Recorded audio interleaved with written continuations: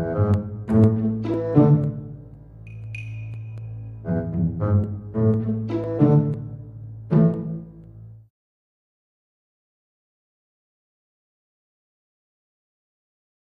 name is Soheil Ashrafi. I'm a postgraduate student at COFA at the moment.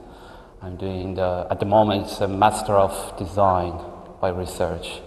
My interest and my concentration is in the area of language, the visual representation of language, and how different languages, I mean by language, orthographic systems, writing systems of different languages can interfuse and can shape a kind of new orthographic system. For example, English and Farsi.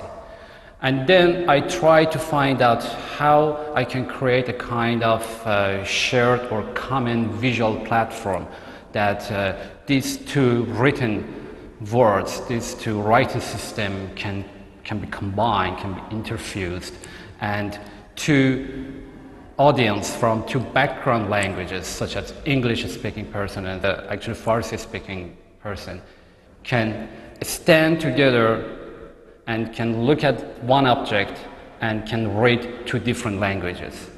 The philosophy behind my design is more about philosophy of language and human interpretation of words. And it is somehow political as well. How in this world that we are living in a political and geographical, within political and geographical borders, how we can cross these borders and how we can communicate internationally.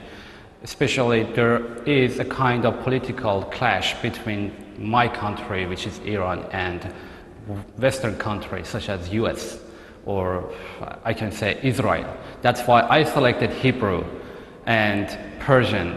Now, how I, as a Persian person and another person from Israel with a different language, how we can communicate through language. This is a kind of about inconspicuous border toward the world, which is internal, because the limits of language is the limits of our world. How we can expand our language and how we can expand our interpretation of the world.